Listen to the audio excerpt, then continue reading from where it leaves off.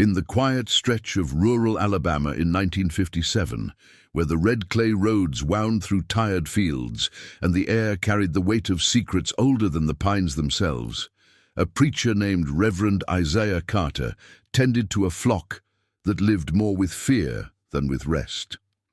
The church he led was small, a worn wooden sanctuary tucked between two collapsing barns, its white paint peeling like old scars. Yet inside those thin walls, voices rose every Sunday with hymns that tried to outrun sorrow. Isaiah stood at the pulpit with the calm of a river that had survived many storms, his Bible soft at the edges, its pages worn thin from years of prayer whispered in darkness. The year had sharpened tension across the South, and the Klan rode more boldly than before, moving like shadows that believed themselves invincible. Still, Isaiah preached forgiveness with a conviction that startled even those who loved him most. Isaiah had grown up in those same fields, a sharecropper's son who learned early that a black child's laughter could disappear at the sound of distant hooves. He was a gentleman, tall and soft-spoken, with a voice that carried warmth even when his words carried warning. For years he'd walked the dirt paths between home and church, tending the sick, comforting the grieving, and teaching young folks that their dignity was a gift no hand could take. But he also carried memories he never laid at the altar. Memories of masked riders who had taken his father in the night, leaving only a broken cart and a story no sheriff dared question. It was this wound, deep and unhealed, that had shaped him into a man who sought heaven's justice rather than the world's. And yet, beneath his calm, a quiet tremor lived, the kind born from surviving what tries to break the soul.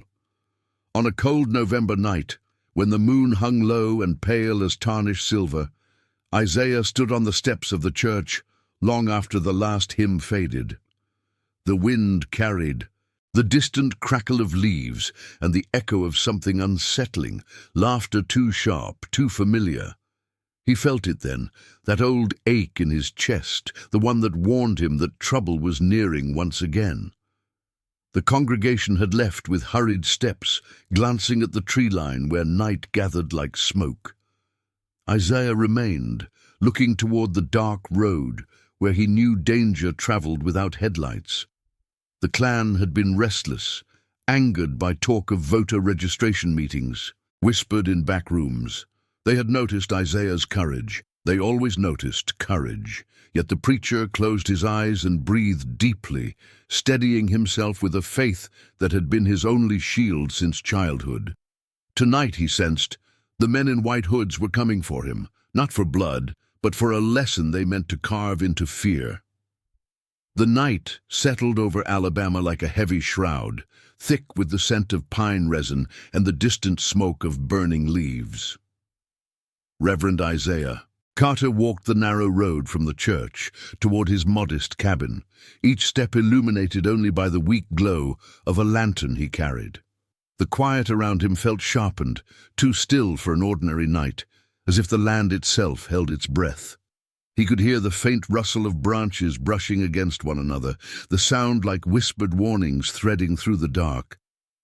Isaiah's heart beat steadily, a rhythm trained by years of nights that felt like this one. Nights when fear pressed close but faith pressed closer. As he neared the bend in the road, he lifted his lantern slightly, its trembling light revealing the outline of something unnatural. Fresh hoofprints stamped deep into the red dirt, too many to belong to a single rider. Isaiah slowed, letting his breath settle, the lantern flickering as the wind skimmed across the fields. He knelt beside the tracks, brushing the dirt lightly with his fingertips, still warm, still soft, no more than an hour old. The memory of his father's disappearance flickered through his mind, uninvited and sharp, but he pushed it back with the calm discipline of a man who had spent decades keeping fear from ruling him. Rising slowly, he looked toward the line of pines that stood like silent sentinels. Between their dark trunks, faint shapes shifted, too deliberate to be the wind. Isaiah straightened his coat, not out of pride, but to steady himself, and continued walking. The road stretched ahead, long and narrow, lit only by the ghostly sliver of moonlight that broke through the clouds. The preacher knew the signs well enough to understand that tonight's path would not end quietly. As he approached the final stretch leading to his cabin, Isaiah felt the world change around him. An unseen threshold crossed. The crickets fell silent, the air thickened, the lantern flame leaned sideways as though trying to escape what stood ahead. Then he saw them, a row of white hoods, still as gravestones, blocking the path just yards from his home.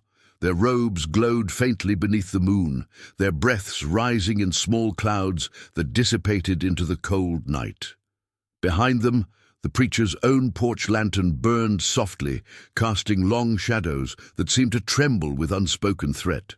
Isaiah stopped but did not step back. His hands did not shake. His voice, when it came, was steady as scripture. "You boys have no business on a man's doorstep at this hour." The tallest rider stepped forward, hood tilting slightly.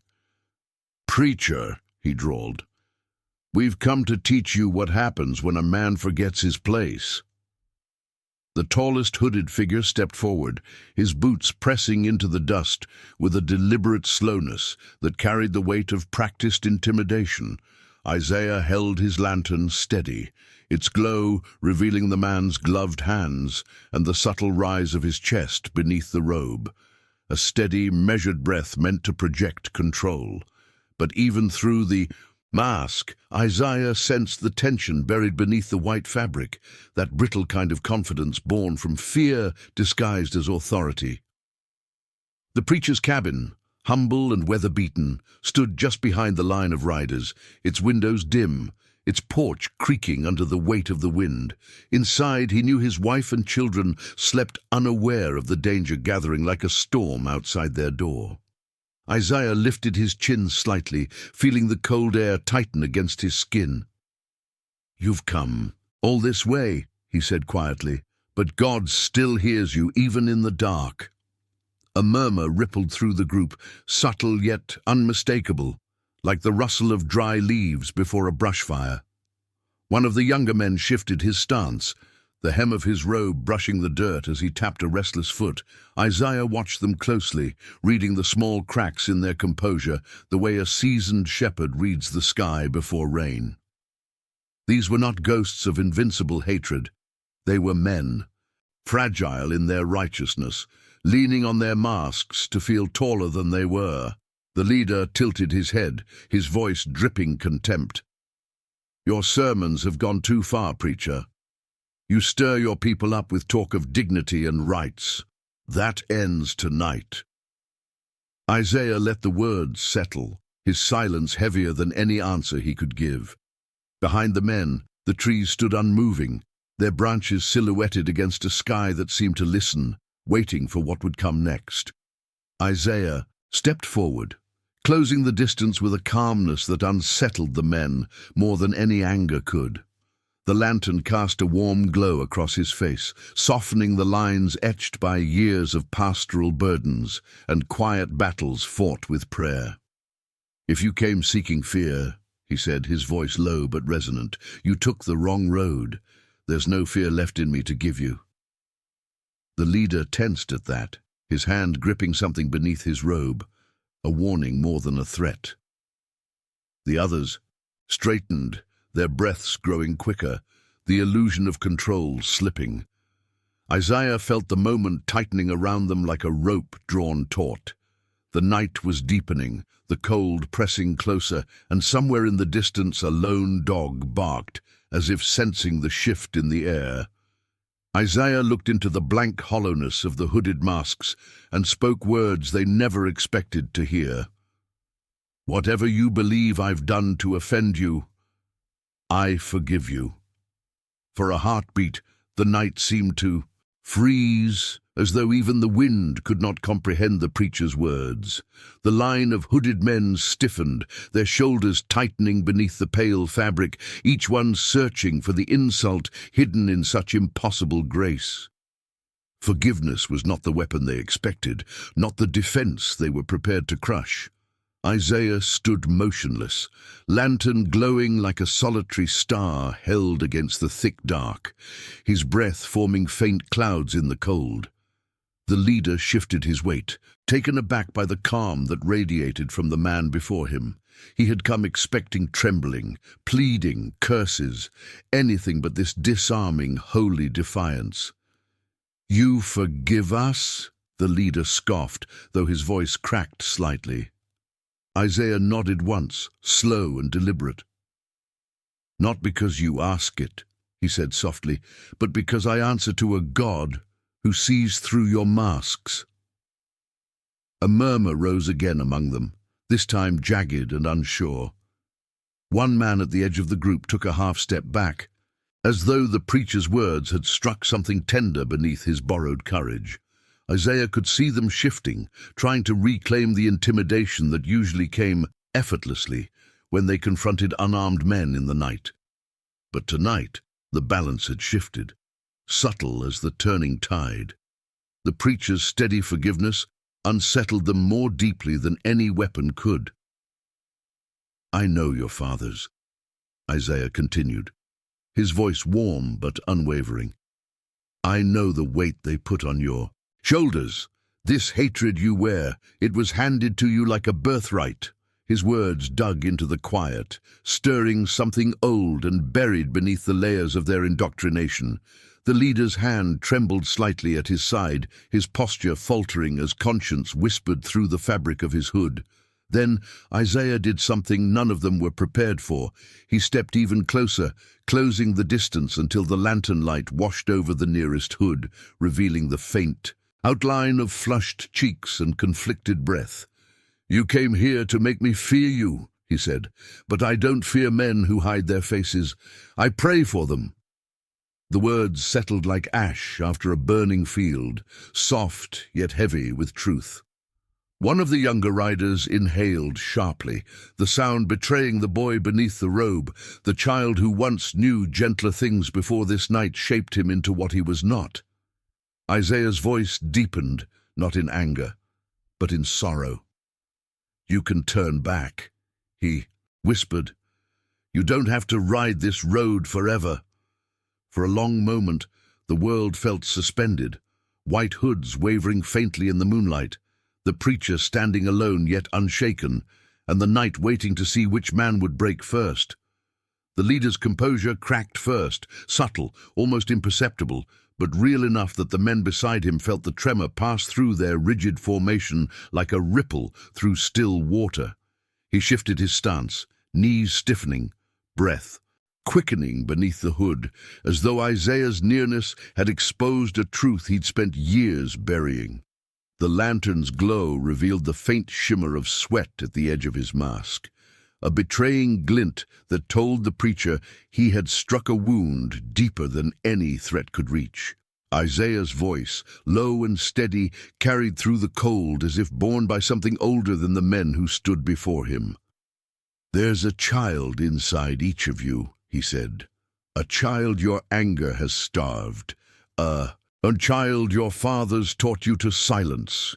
The men shifted uneasily, their robes swaying, their shadows trembling on the dirt like spirits caught between sin and salvation. A young rider at the far end took a step back, his breath catching as though Isaiah had spoken directly to the nameless ache hidden beneath his bravado. The leader noticed and snapped his attention toward him, a silent command for discipline, but the crack had already formed, an invisible fissure running through their unity. Isaiah watched it all with a quiet sorrow, not triumph, his lantern casting circles of trembling light around their feet. "You think power lives in fear," he continued, "but fear makes cowards out of every man who leans on it." The night pressed close around them, heavy with the weight of words that refused to be dismissed. Even the wind seemed to pause, carrying only the faint creak of leather reins and the soft rustle of pine needles overhead. The preacher lifted his free hand slightly, palm open, as though offering an unwritten choice. Then, like a sudden crack of thunder in a summer storm, the leader barked, "Enough!" His voice trembled with something dangerously close to desperation. He stepped forward, leaning into the dim glow, his hood inches from Isaiah's face. "You think you can shame us? You think your soft words can undo what we are?" Isaiah did not flinch.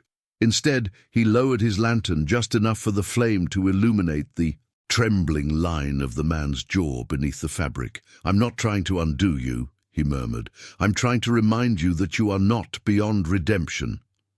Silence settled thickly over them. The men in white robes stared, breath hitching, uncertain whether they were witnessing bravery or madness. Isaiah's eyes softened. "Hate is a chain," he said gently. "You can let it fall tonight." The words lingered in the darkness, dangerous, impossible, and yet unbearably true. For a long moment, none of the hooded men moved. The night held them captive, caught between the preacher's impossible mercy and the heavy inheritance of violence they carried like a second skin. Isaiah could feel the tension shifting, subtle but unmistakable, like the moment a storm decides whether to break or to pass silently overhead.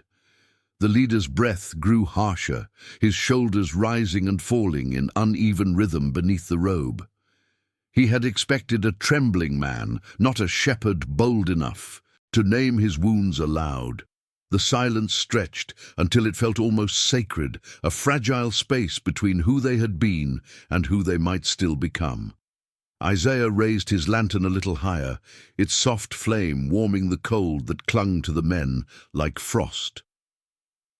"I know the path you walk," he said gently. "I know the darkness that taught you its language." The leader's jaw clenched beneath the mask. One of the younger riders suddenly exhaled sharply, a sound of conflicted breath that broke the spell of stillness. He stepped forward, hands trembling slightly, as though driven by something he did not yet understand. "Preacher," he whispered, voice cracking beneath the hood. The leader turned on him sharply, his gloved hand rising with a silent command meant to freeze the boy where he stood. But the damage had already been done. The veneer of unity, once unbreakable, had begun to splinter. Isaiah looked at the young man with eyes soft as worn cloth. "You don't have to speak," he said, "but I hear you." The boy lowered his head, shame and longing fighting for dominance in his posture. The lantern's light brushed across the fabric of his robe, revealing the faint quiver in his knees. A child's fear wearing a man's violence. The leader, sensing his authority slipping, took a sudden step closer to Isaiah, his voice cracking with a mixture of anger and panic. "You're poisoning their minds," he hissed. "You're trying to twist them away from what they're meant to be." Isaiah's face softened further, not in pity but in recognition. "No," he answered quietly. "I'm reminding them they were meant for more than the shadows you lead them through." A tremor of anger surged through the leader, but beneath it, Isaiah sensed the tremor of something deeper, fear of losing the only power he had ever known. The preacher placed his free hand over his heart, a gesture calm and resolute. "I forgive you," he repeated softly. "Not because you seek it, but because I refuse to carry your hatred inside me." The words struck the group with the force of an unseen blow, shaking the very air between them. The words hung in the cold air, like a bell tolling over a silent valley, their resonance reaching places inside the riders that none of them had expected to expose. Isaiah's forgiveness did not feel weak. It felt immovable, like an ancient stone standing against a rising tide. The leader recoiled slightly, as though the force of such grace had struck him across the face. Behind him, the line of white hoods wavered, faint murmurs passing like wind through dry grass. The preacher's lantern cast a widening circle of amber light, carving a small sanctuary into the dark. Isaiah could feel the weight of every gaze upon him, not as judgment, but as searching for the cracks they could not admit they carried. The preacher lifted his chin and allowed himself a quiet breath. "Hate won't save you," he murmured, "but truth can free you if you let it." One rider near the center shifted his stance, pulling at his glove with a nervous tremor he tried and failed to hide. His hood dipped slightly, revealing a flash of eyes caught in the lantern's glow, eyes that looked far too young for the violence sewn into the robe he wore. Isaiah met that glance, held it, and felt the unspoken plea buried beneath it. "Your fathers taught you fear," he said softly, "and fear taught you cruelty." The man inhaled sharply, a sound that betrayed the fragile soul beneath the mask. The leader noticed the wavering and snapped, "Stand firm!" His voice cracked like a whip, but its power was thinning. The men no longer stood as instruments of terror. They stood as men caught between the poison they'd inherited and the truth that now beckoned them to a different path. Isaiah stepped closer, the lantern's glow reaching the trembling rider like a warm hand. Then the leader reached into his robe, fingers tightening, around a hidden object, and the night's fragile peace trembled on the edge of collapse. Isaiah saw the movement, but did not step back. Instead, he lowered his lantern, letting its light fall directly upon the man's clenched fist. The leader hesitated, caught between the instinct to strike and the unbearable weight of his own exposed uncertainty. "If you raise your hand," Isaiah said quietly, "you'll strike a man who wishes you no harm. And when the sun rises, you'll carry that shame, long after your mask comes off." The leader's breath hitched, the fist loosened just slightly, enough for the preacher to see that his words had pierced deeper than any weapon could. The riders behind him shifted again, not toward violence, but toward something far more dangerous for their cause: doubt. The leader's hand hovered in the dim lantern glow, caught between instinct and revelation, trembling as though the fabric of the robe itself had grown heavy with consequence. Isaiah held, his gaze steady, the calm in his eyes reflecting a depth that no weapon could pierce. For a moment the night seemed to pull back, creating a quiet chamber of air between them where truth alone dared to breathe. The other riders watched the scene unfold with rigid uncertainty, their hoods turning like pale moons, orbiting a force they could not name. Isaiah could feel their fear shifting, not outward toward violence, but inward toward themselves. "Your anger is borrowed," he said, gently. "It was handed to you like a torch, but you don't have to carry the flame." The leader's chest swelled with a sharp inhalation, as though the words had struck a bruise he thought no one could see. One of the riders at the back suddenly stepped forward, his boots crunching against the cold dirt, the hem of his robe trailing like a ghost behind him. His voice, when it came, was hesitant, almost childlike beneath the hood. "Preacher, why don't you fight us?" Isaiah turned his lantern slightly, bathing the young man's trembling form in warm amber light. "Because I know who you are," he replied softly, "and I know what fear has taught you." The words drifted through the air, weaving themselves into the cracks of their brittle courage. Another rider swallowed hard, his breath audible in the quiet. The leader shifted, unsettled by how quickly the ground beneath him was changing. What he had built on intimidation was dissolving beneath the weight of grace. He could neither understand nor control. His gloved hand slipped from the hidden object, fingers trembling openly now. Isaiah lifted the lantern higher, letting its glow wash over the line of trembling men as though offering them a glimpse of themselves, unmasked. "You came here expecting a man afraid," he said. "Instead, you found a man who will not let hatred choose the direction of his soul." The lantern flame flickered, mirrored in the faint shine of eyes trapped behind white fabric. For the first time, the riders looked less like spectres and more like sons. Sons taught to bury tenderness beneath cruelty.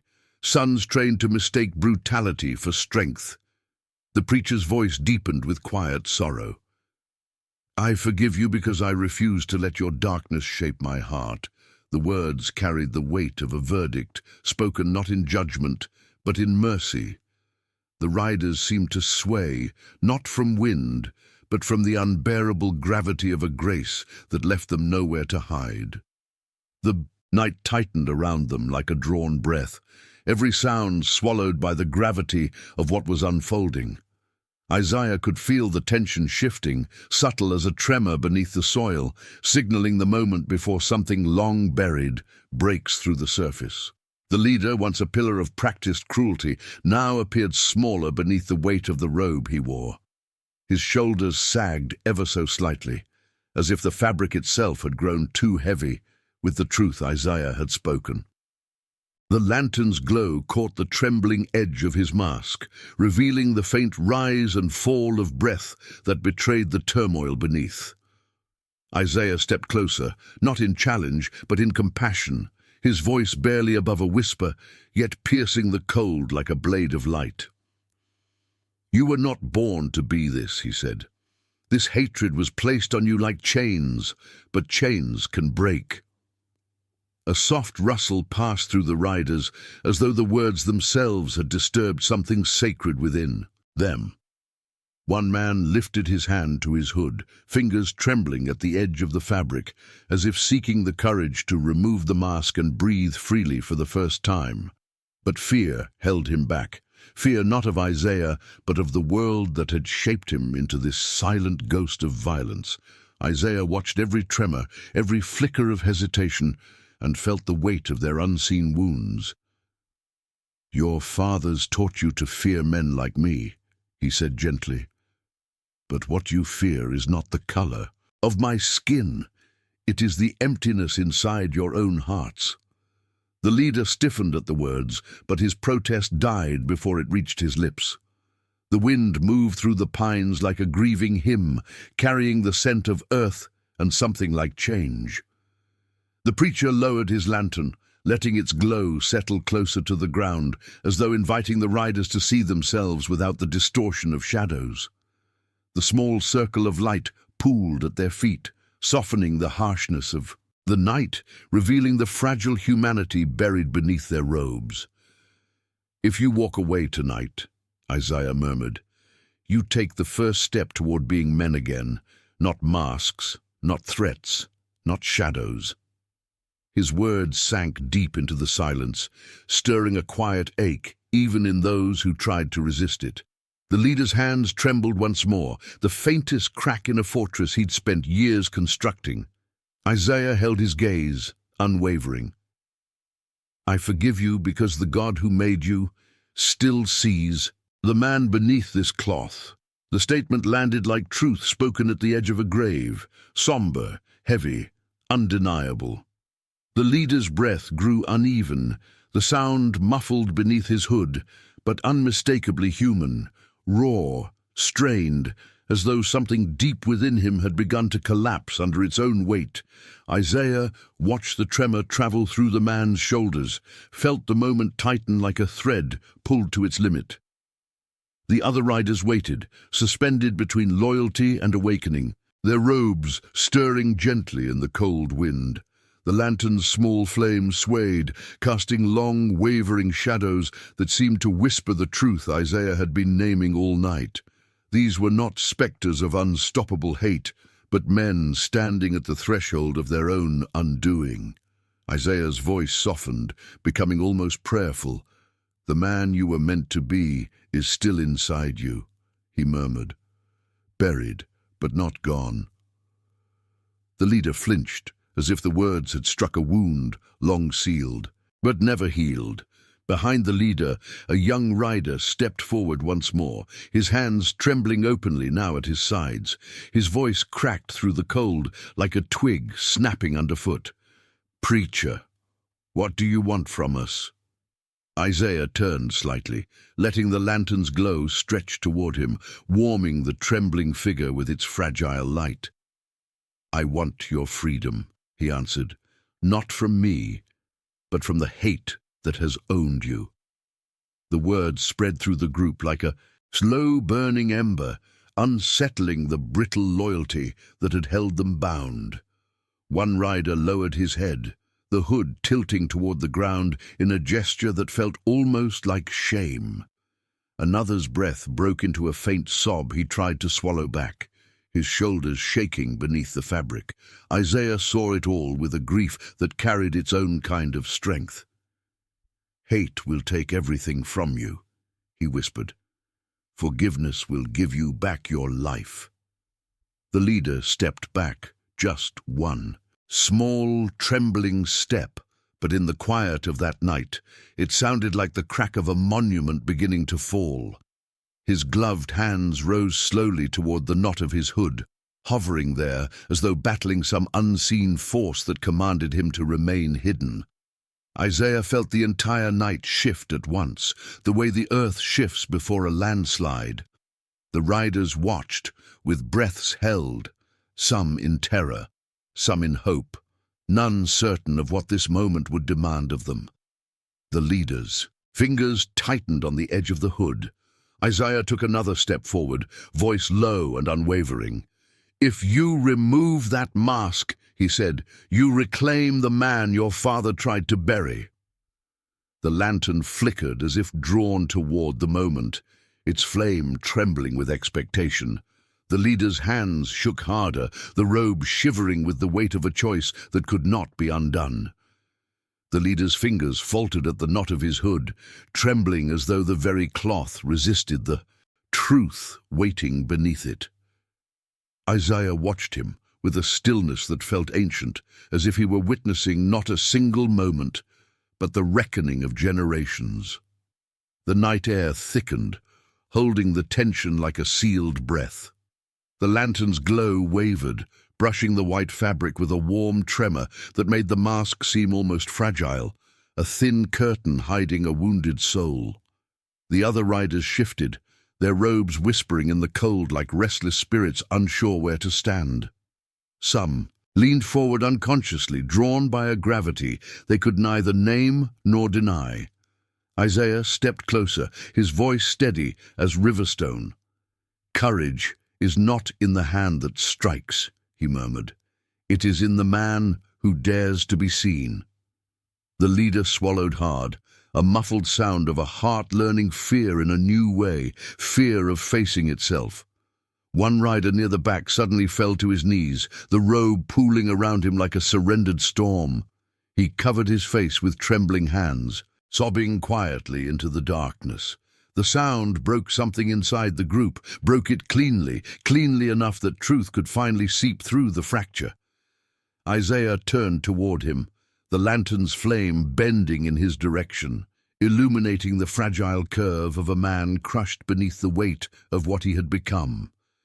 "You are not beyond mercy," Isaiah said gently, "but mercy begins where lies end." The leader heard the man's sobs and flinched, his own breath hitching as though he had glimpsed his own reflection in that brokenness.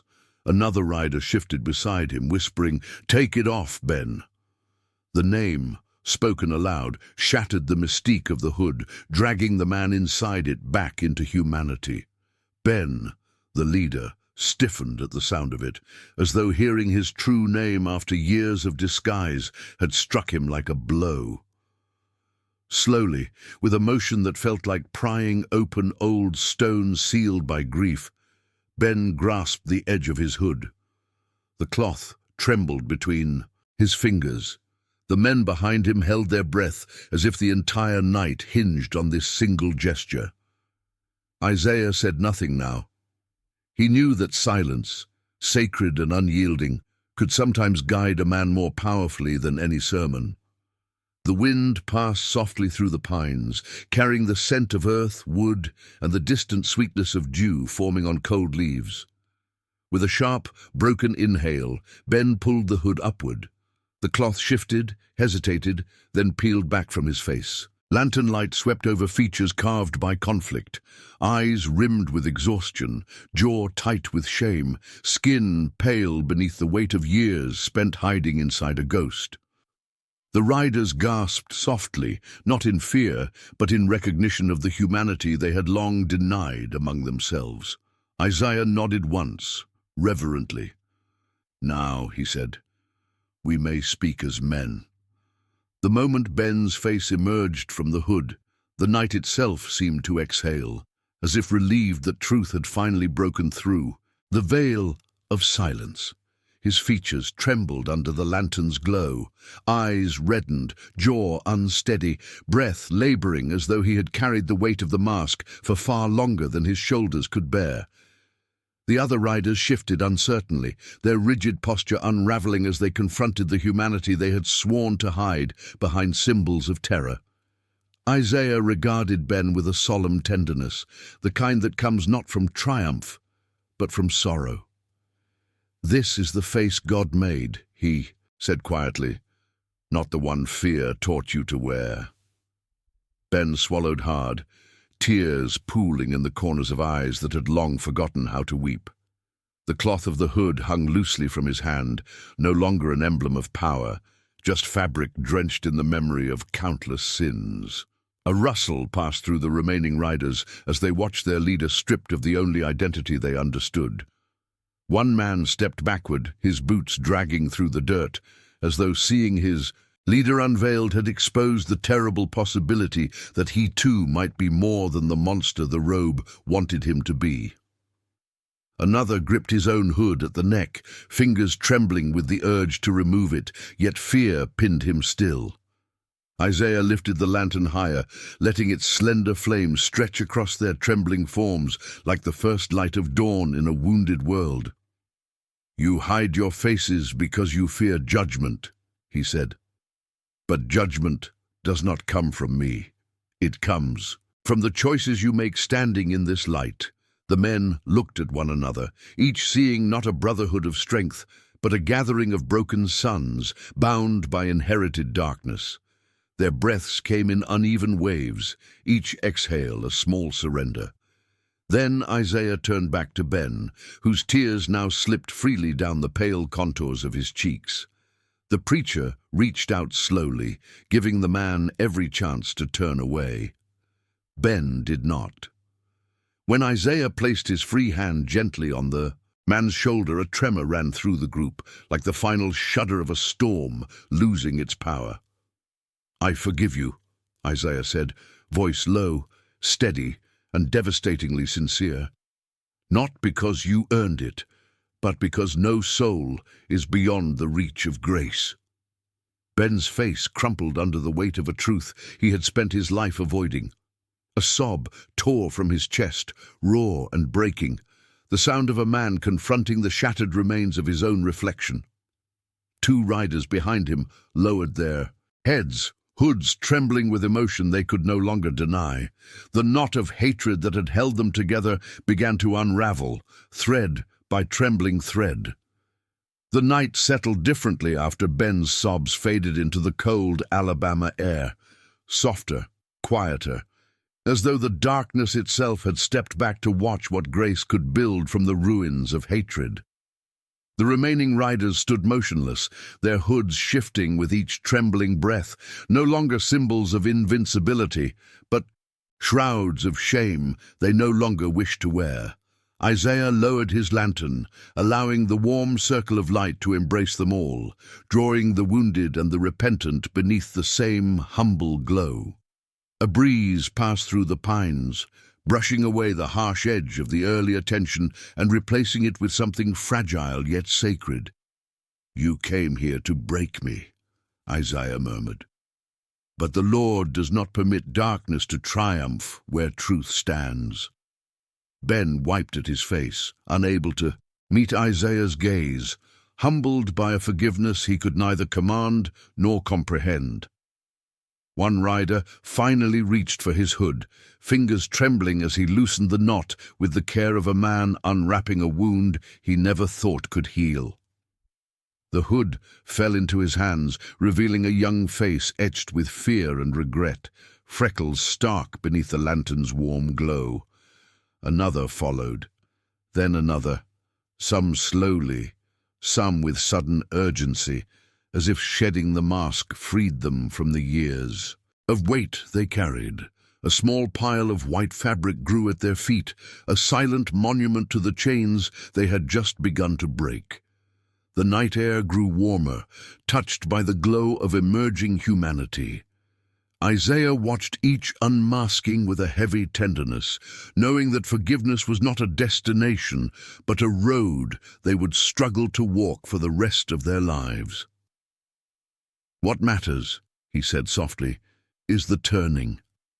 Not where you came from, but where you choose to walk now." As the first light of dawn brushed the horizon, painting the sky in muted shades of blue and gold, Isaiah lowered his lantern, its flame no longer needed. The men, no longer riders, no longer shadows, stood in the early light with bare faces and uncertain hearts. As vulnerable as children trying to relearn their own names, Ben stepped forward, voice raw and unsteady. "Preacher, what do we do now?"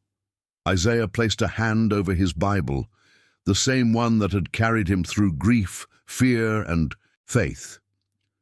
"You live different," he answered. "You ask for the forgiveness of those you harmed, and you stand against the darkness you once served." The men nodded slowly, the weight of their new path settling on them like dew on morning fields. When they finally turned and walked away, the rising sun cast their shadows long across the road, not as threats, but as men beginning the slow, painful work of redemption. Isaiah watched them go, whispering a prayer into the softening dawn.